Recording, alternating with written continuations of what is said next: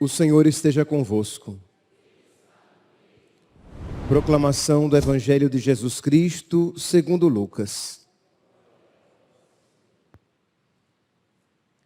Naquele tempo, disse Jesus aos seus discípulos: usai o dinheiro injusto para fazer amigos, pois quando acabar, eles os receberão nas moradas eternas.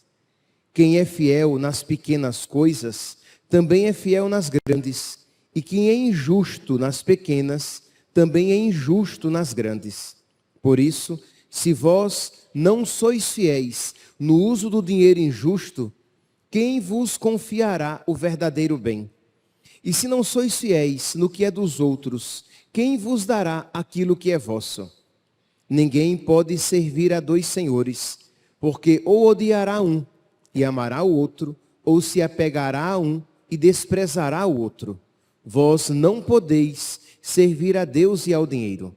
Os fariseus, que eram amigos do dinheiro, ouviam tudo isso e riam de Jesus. Então Jesus lhes disse: vós gostais de parecer justos diante dos homens, mas Deus conhece os vossos corações. Com efeito, o que é importante para os homens é detestável para Deus. Palavra da salvação.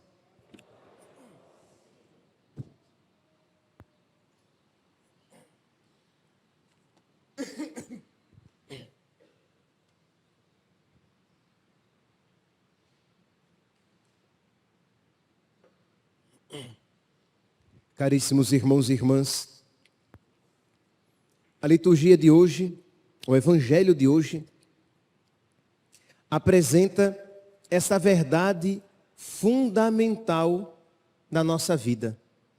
Estamos aqui em Lucas, capítulo 16, versículo 13. Ninguém pode servir a dois senhores, porque ou amará um e odiará o outro, ou se apegará a um e desprezará o outro. Isso aqui é uma verdade que nós experimentamos a cada dia. Isto é, precisamos ter esse coração indiviso, esse coração que escolheu o Senhor, que ama o Senhor, que se apegou a nosso Senhor. Porque não existe meio termo. Ou ele amará um e odiará o outro, ou ele se apegará a um e desprezará o outro. Não há um outro caminho. Pois bem, então,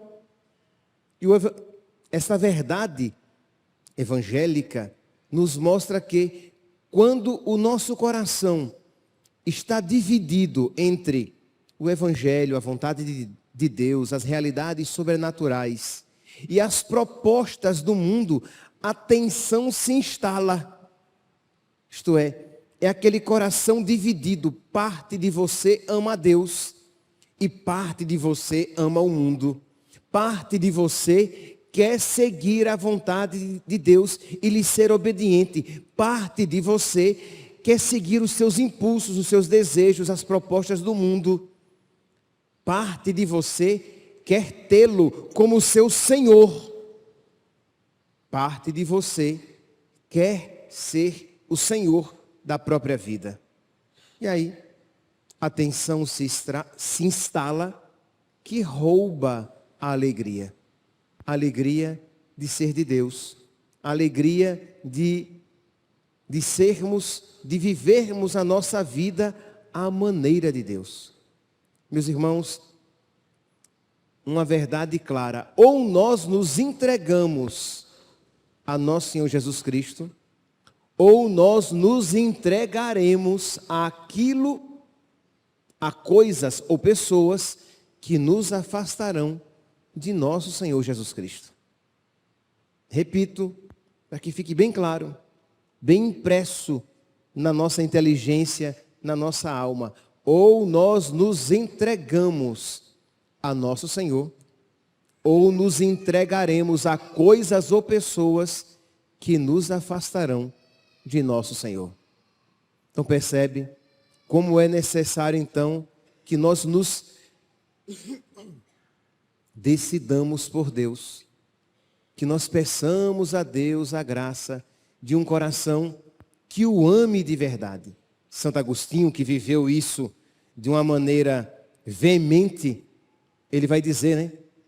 Fizeste-nos para vós, e inquieto, infeliz, agitado, está o nosso coração, enquanto não repousar em vós. Que fomos feitos por Deus e para Deus. E somente em Deus haveremos de encontrar a verdade e a felicidade que não cessamos de procurar. Todos nós temos sede de felicidade, mas nós só a encontraremos se nos entregarmos a Deus. Se colocarmos de lado aquele medo que nos avizinha, aquele medo que finca as suas garras na nossa alma e nos tira a liberdade de nós dizermos, não, eu quero ser de Deus, eu vou pautar a minha vida segundo a sua vontade. Mas não, existe sempre aquele medo. Mas será que se isso eu fizer, eu serei feliz? Eu serei feliz de verdade? Se o meu coração for todo de Deus, eu não poderia reservar um pedacinho dele para amar as coisas que me são caras, para fazer as coisas à minha maneira.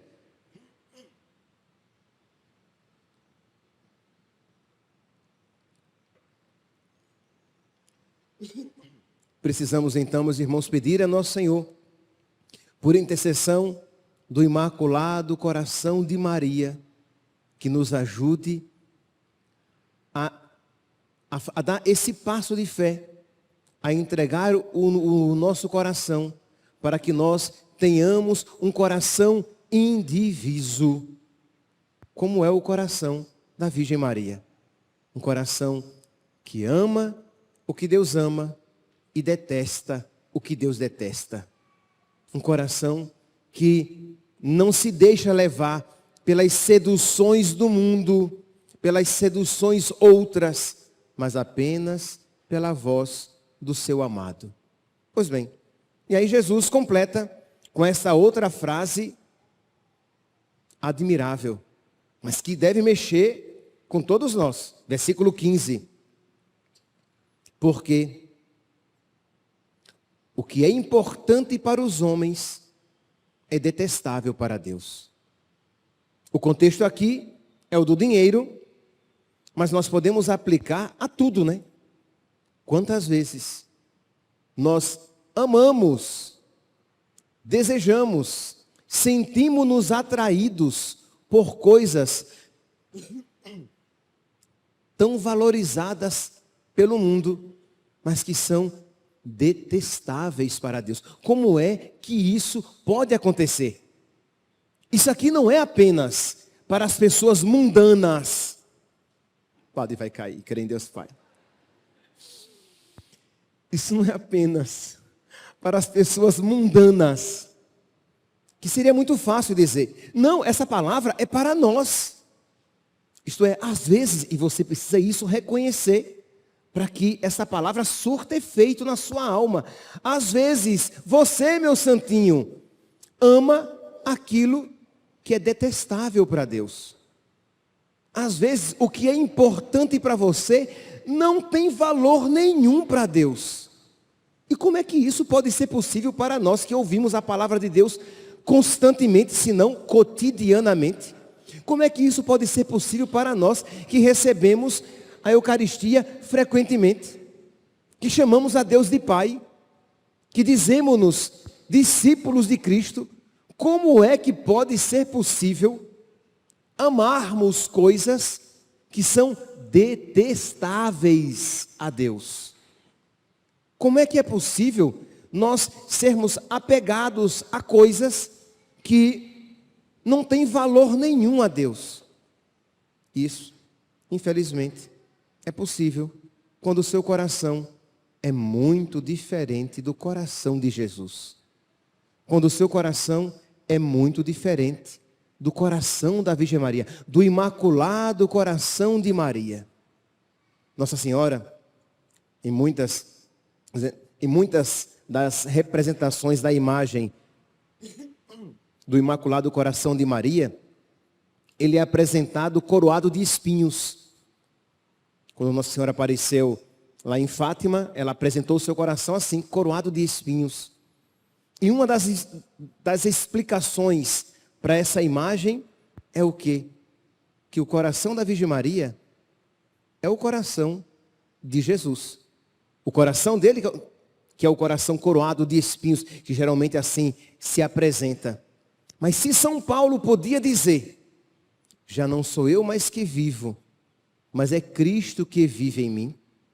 Se São Paulo podia dizer, tende em vós os mesmos sentimentos de Cristo Jesus, quanto mais isso é aplicável, é verdadeiro à Virgem Maria.